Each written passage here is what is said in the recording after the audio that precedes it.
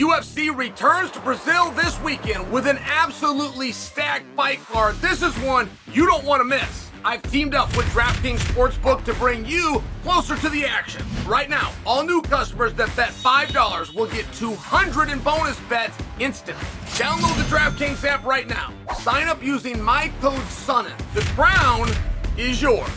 Staying on the action and use your $200 in bonus bets on DraftKings same-game parlays for a shot at an even bigger payout. Combine multiple bets together from the same fight, including number of rounds and method to victory. The more bets you combine, the more you can win. If sports betting is not yet available in your state, you can still join in on all the fun with DraftKings Daily Fantasy with a shot to win all sorts of prizes.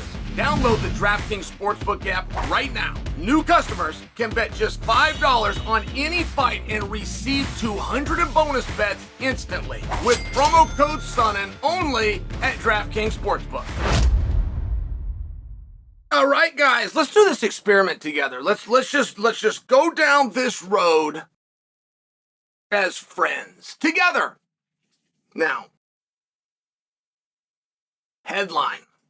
Absolute headline number one. No story out there is currently hotter than, and I'm going to read it to you, Renato Moicano details his lock of the card.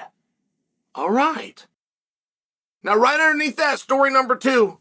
So the only story hotter right now out there, the one I just read for you, this would be number two. Mexican Merab digs Sean O'Malley's grave in a comical skit.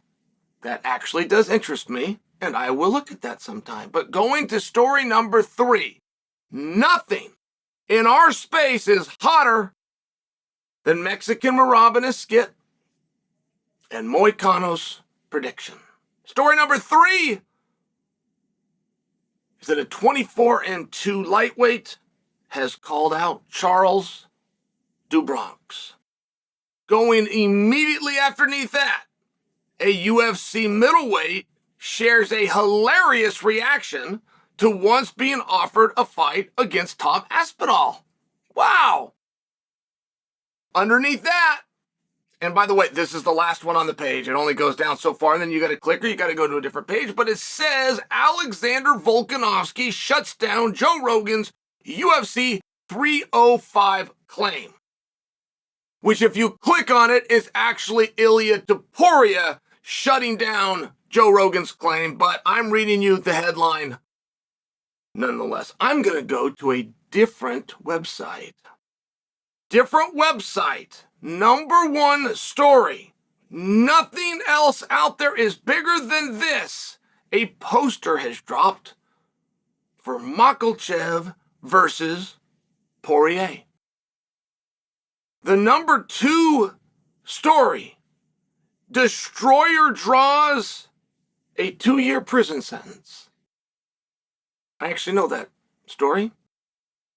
And the gentleman in question is a very, very good fighter. I'm sorry that ended up happening to him.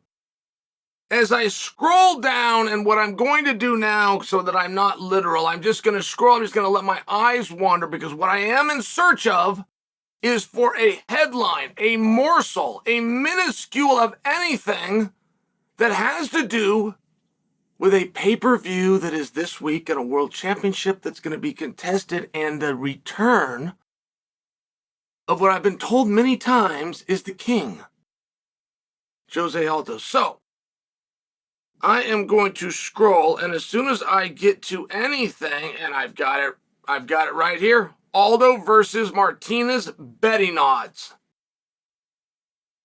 Let me find it. Anything else to do with the card? What are the betting odds, Chael? What are the betting odds? I'm being asked by our voice of God over here, Bad Guy Inc. The betting odds for Aldo versus Martinez. Do you guys care to take a guess who you think is the favorite? All right, I'm going to scroll right here. Jose Aldo is a plus 130. which is just in a... DraftKings has him at plus 124 to minus 148 for Martinez.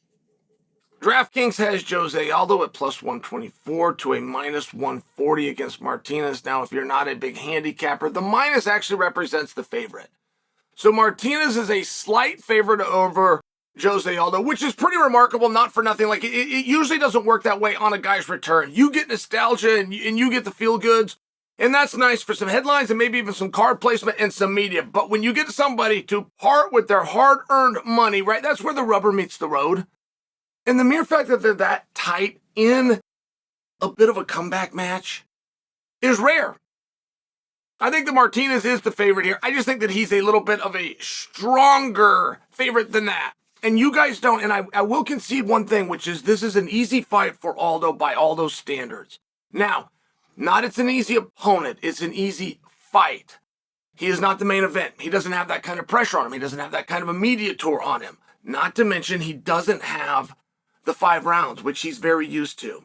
So I think that there is some excitement there on Jose Aldo, but I want to go back to making my previous point. Why did I just read you all of the top headlines?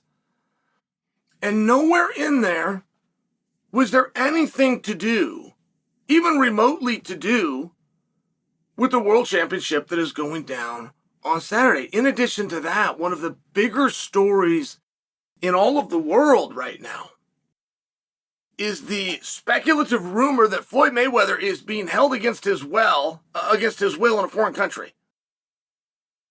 We had a basketball player, God bless her, Brittany Griner, and she ended up getting held in Russia. Something when she was checking in, something she had in her bag. It had to do with marijuana or vapes or gummies or something along these lines. But they kept her in prison, and that was top-line news. The President of the United States was coming and weighing in on it and wanted to get her back. And here we've got Floyd, and we can't even get confirmed that he is being held. We don't actually have a confirmation. Tank Davis is as close as we got. And I would read to you word for word what Tank said, but not for nothing. It wasn't literate. It wasn't correct. Right? The way he said, if I read it to you, you'd think I was getting it wrong. And I'm not getting it wrong. I could repeat Tank, but I did go to Tank. I got my own connections, right? I reached out to Tank to see if I could be helpful in this matter. And Tank did not get back to me. And that was publicly. Which made me believe, okay, they're working, they're hustling at some kind of an angle. It's a stupid idea, but that's what they're doing nonetheless. And upon further review, maybe Tank doesn't care about Floyd very much, or maybe Tank isn't good at responding very much. I don't know which it would be, but it does look as though, illiterate or not, Tank was letting us in on an accurate piece of information, which is Floyd is being held. It would seem as though that would be news. It would seem as though people would be jumping to see what they could do to help and to get him freed, or to pile on and kick him and give him a hard time, but it just seems like it'd be news either way. Now, when I look at the return of Jose Aldo, who I'm told is the king, I've been told that the King of Rio is back. Does that come with a caveat if he can't get a headline? Does that come with a caveat if he can't get an interview? Does that come with a caveat of anything to do with his upcoming match with Martinez? I look at Pantoja. Pantoja is awesome. And he gets a pass from me for a number of reasons. But his backstory was incredible. The fact that he has found his way into a pay-per-view main event at 125 pounds. There are not very many guys that have ever been able to do that in history. You could look at Henry Cejudo. You could look to Demetrius Johnson. But even when those guys did it, and as great and legendary as they are, it was not a foregone conclusion that if they were fighting, they were going to have that spot. So now you've got Pantoja who's returned, and he asked for it. He asked for it over and over again. And he got met with competition. One of the great fights that went down right in front of you all, and you perhaps missed it, is Pantoja versus Pereira. Pereira leading into UFC 300. He was so sincere in his desire to fight at 300 that he offered to move up and do it against Tom Aspinall. That was not a joke. He offered to stand his ground and take on any comer at 205 pounds. He even offered for his arch nemesis, Israel Adesanya, to be given the opportunity should he want to come up. That's how sincere he was.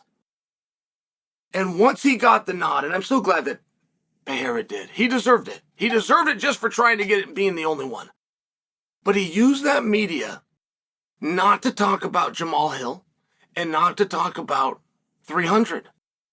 Not where you could watch it or where to buy tickets.